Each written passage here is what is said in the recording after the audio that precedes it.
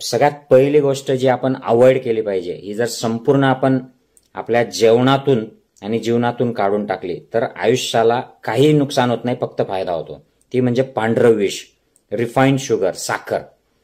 आणि साखर, काही लोकांचं असं म्हणणं असतं की मग गुळ चांगला आणि हे चांगलं. तर गुळ देखील धोकेदायकच असतो. साखरेपेक्षा थोडा कमी असला तरी इमिजिएट शुगर बॉडीमध्ये रिलीज होतं.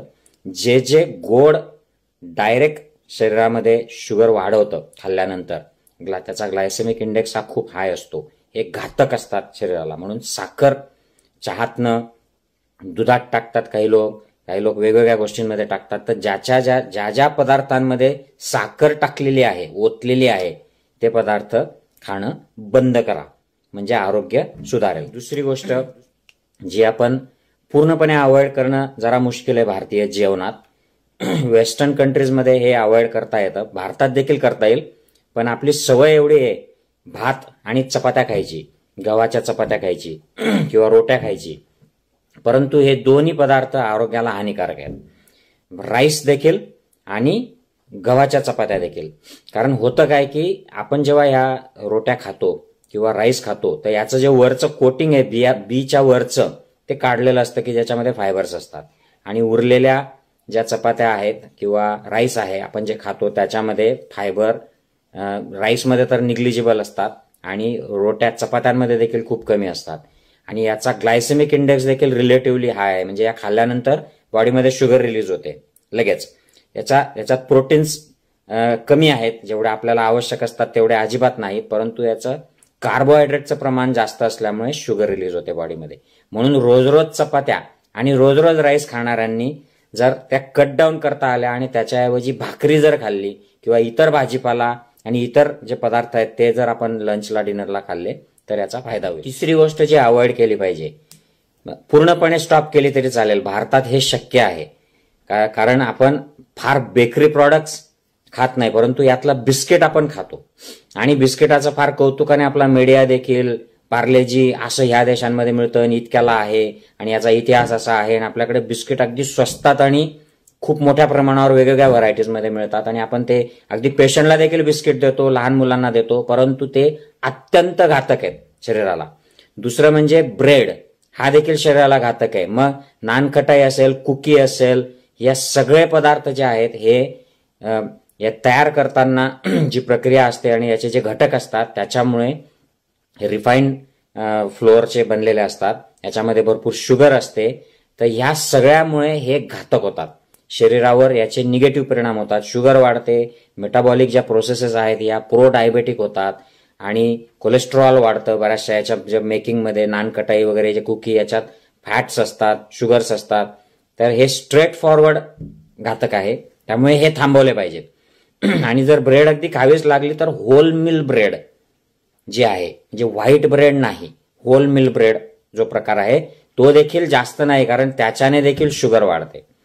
तर हा प्रकार बेकरी प्रॉडक्ट्स जे आहेत ते थांबवले पाहिजेत. पूर्णपणे थांबवता आले तर बेस्ट. मात्र बिस्किट विकत घेऊ नका, कोणाला विकत घेऊन देऊ पण नका, गिफ्ट पण. चौथा जो प्रकार जो पूर्णपणे आहारातून काढला पाहिजे तो म्हणजे सॉफ्ट ड्रिंक्स, ज्युसेस ज्याच्यामध्ये शुगर टाकलेली आहे. आणि शुगर टाकलेलं नसेल तरी ज्यूस जे आहेत, फ्रूट ज्यूस, ते जास्त प्रमाणात सेवन न करणे. आणि तिसरं म्हणजे जे ड्रिंक्स की जे लस्सी आणि इतर जे काय त्याला वेगवेगळे नावं आहेत आणि त्याच्यामध्ये भरपूर शुगर टाकलेली असते, मिल्कशेक्स, हे घेऊ नका. हे अत्यंत धोकादायक आहे. त्याच्यामध्ये दूध हा घटक आहे, तो चांगला आहे, परंतु अति दूध देखील चांगलं नसतं. आणि त्याच्यात जी शुगर टाकली जाते आणि वेगवेगळे जे घटक टाकले जातात त्याच्यामुळे फॅट आणि शुगर शरीरामध्ये वाढतं आणि हे सगळं शरीराला खूप घातक आहे. ज्यूस, फ्रूट ज्यूस जो आहे तो देखील अचानक शुगर रक्तात वाढवतो. त्यामुळे फ्रूट खाणं चांगलं, फ्रूट ज्यूस ऑकेजनली ठीक आहे, परंतु not on a regular basis. बरेचसे आता पॅकेजमध्ये फ्रूट ज्यूस येतात, त्याच्यात तर प्रिझर्वेटिव्ह असतात, ते तर घातकच आहेत प्रिझर्वेटिव्हमुळे. परंतु ते शुगर जे मिळते आणि त्याच्यात जे फायबर जे प्रोसेस केल्यामध्ये ते फायबरचं स्ट्रक्चर फ्रूटचं असतं ते नाहीसं होतं, त्यामुळे त्याच्यात फारसे फायबर इफेक्टिव्ह राहत नाहीत. म्हणून ते पोटात गेले की शुगर ऍब्सॉर्ब केली जाते आणि ती वाढते आपल्या रक्तामध्ये. म्हणून soft drinks, juices without sugar आणि हे लस्सी आणि या ज्या पदार्थ आहेत दुधाचे बनवलेले हे सगळे पदार्थ हे सुद्धा अवॉइड करा, स्टॉप करा. आणि 5वा जो पदार्थ आहे तो म्हणजे पॅकेज्ड स्नॅक्स, चिप्स आणि कुरकुरे आणि हे ते जे काय आपण आपल्या देशामध्ये आता निघालंय फॅड, सगळीकडे हे उपलब्ध आहेत. याच्यामध्ये सॉल्ट्स आहेत, याच्यामध्ये वेगवेगळे ऑइल्स आहेत, शुगर्स टाकलेले असतात आणि याच्यासोबतच मिठाया, ज्या मिठायांमध्ये इतकं प्रचंड शुगर आणि फॅट्स आहेत की त्या अत्यंत घातक आहेत. ते विकणारे लोक श्रीमंत होतात, परंतु खाणारे लोक हे आरोग्याने गरीब होतात. त्यामुळे 5 गोष्टी, साखर टाकलेले पदार्थ, साखर इटसेल्फ, दुसरं म्हणजे चपाती आणि राईस डेली खाणाऱ्या हे धोक्याचं आहे. तिसरं म्हणजे bakery product, biscuit, cookie, nankhatai, bread, पांढरी ब्रेड, हे बन, पाव हे जे आहेत हे सगळे. चौथं म्हणजे सॉफ्ट ड्रिंक्स, ऊसाचा रस, प्रचंड त्याच्यामध्ये शुगर आहे. त्यामुळे एखाद्या पेशंटने ऊसाचा जस प्याला, लिव्हरच्या पेशंटने तर ठीक आहे, पण इतरांना शुगर दणकन वर जाते, त्यामुळे ते अवॉइड केलं पाहिजे.